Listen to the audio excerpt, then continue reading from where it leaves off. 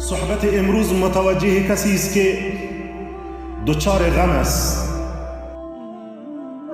اما قبل از این که به اصل موضوع بپردازم باید بدانین رسول خدا صلی الله علیه و سلم هم غم داشتند، اما یادتان باشد غم هر انسان به اندازه شخصیت هر انسان است. غم هر انسان به اندازه ایمان او است.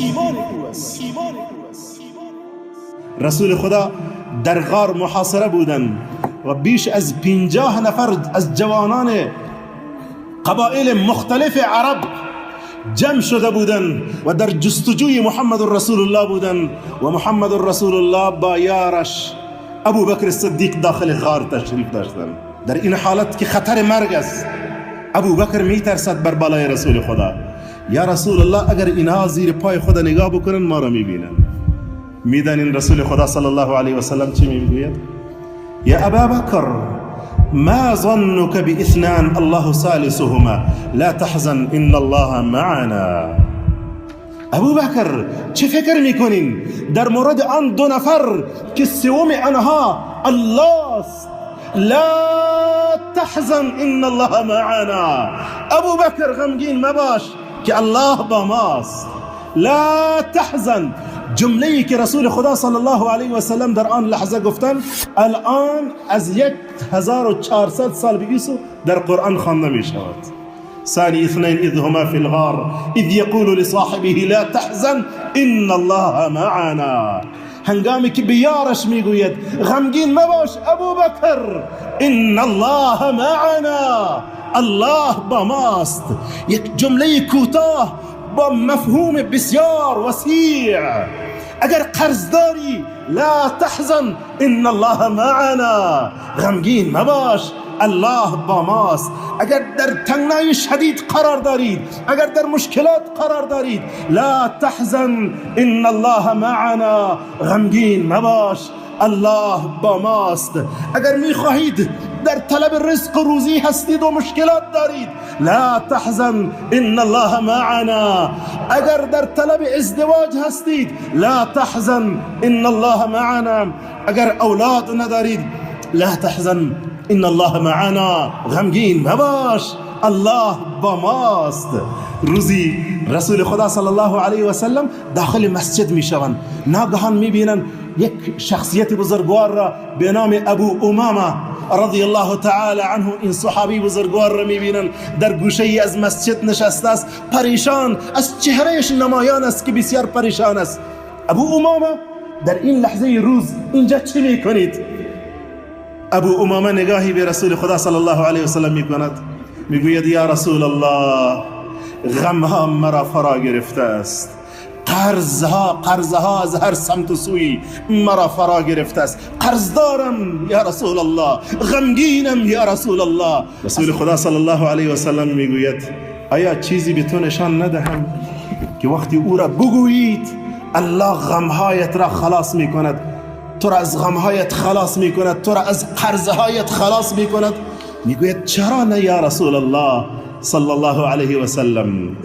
ان حضرت صلی الله علیه و سلم میگوید هنگام صبح و شب بگو اللهم اعوذ بك من الهم والحزن، پروردگار من پناه میبرم به سوی تو از غم و اندوه، و اعوذ بك من العجز والکسل، پروردگار من پناه میبرم به سوی تو از اینکه عاجز شوم و از سست شدن، و اعوذ بك من الجبن و من البخل، پروردگار من از بزدل شدن و بخل ما پناه میبرم به سوی تو، و اعوذ بك من غلبة الدین و قهر الرجال، و ما پناه میبرم به سوی تو از اینکه من مدیون شوم و قرضدار، و اینکه مردان بر من غلبه بکنن و من مظلوم باشم.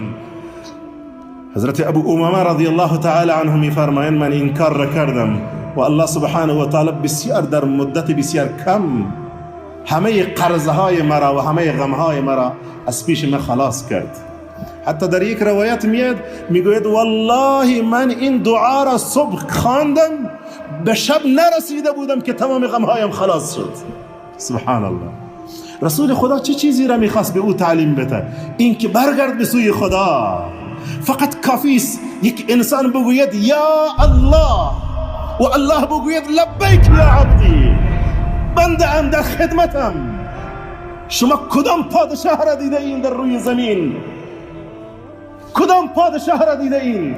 کدام رئیس جمهور را دیده این که رعیتش بگوید که پادشاه و او بگوید لبیک، رئیس جمهور بگوید لبیک، اما ملک الملوک، پادشاه پادشاهان از آسمان ها صدا میزند لبیک یا عبدی، بنده ام من در خدمت هستم. وقتی بخواهید پادشاهی از پادشاهان را ملاقات بکنید چقدر وقتتان میگیرد؟ اگر یک ماه نباشد حداقل یک هفته، اما در میان تو و در میان پروردگارت و برای ملاقاتش همین قدر کافی است که سرت را به سجده بمانید، همین قدر کافی است که برگردید به سوی او و بگویید یا رب. آن هم بعد از گذشتن 2 حصه شب، در حصه سوم شب بگویید یا الله یا رب. هیچ واسطه ای نیاز نیست، هیچ کسی نیاز نیست که به واسطه کنی در میان تو و در میان او واسطه باشد. و بسیار خوش می شود وقتی تو می گویید یا رب. نزدیکترین حالت تو وقتی که با او نزدیک می شوید میدانی چه وقت است؟ وقتی که تو سجده می مانید، سرش را، پیشانیت را به سجده می مانید. ان حضرت می گوید بنده در این وقت نزدیکترین حالت است که به خدایش نزدیک می شود. واسجد واقترب.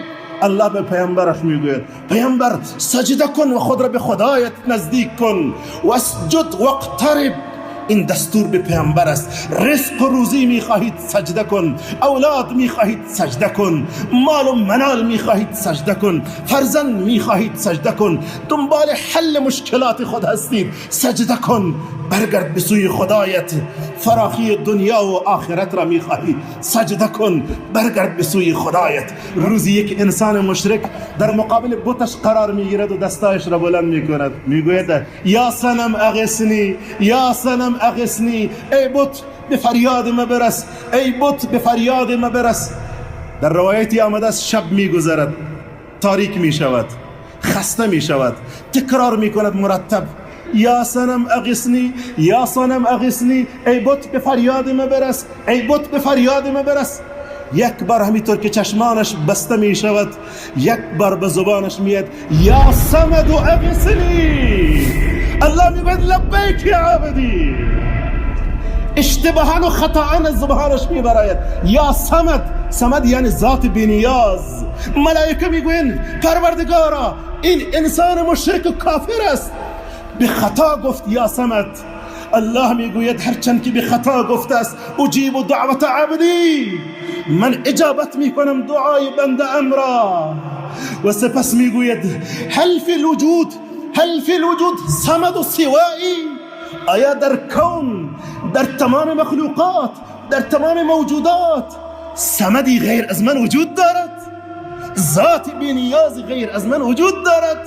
یعنی کسی دیگر غیر از من نیست. او مرا صدا زد، او گفت یا صمد اغثنی. بناهن ای انسان غمگین، ای انسان پریشان، ای انسان بی اولاد، ای انسان قرضدار، ای انسانی که با مشکلات روبرو هستید، ای انسانی که خوف و ترس از هر سمت و سو تو را فرا گرفته است، ای انسانی که مال را از دست داده اید، فرزند را از دست داده اید، خانه را از دست داده اید، وظیفه را از دست داده اید، صحت و عافیت را از دست داده اید. و توکل علی الله. توکل کن بر خدایت. و کفا بالله وکیلا. او کفایت میکند از همه چیز، او کفایت میکند همه چیزت را، او کفایت میکند. او خودش نعم المولا و نعم النصیر است.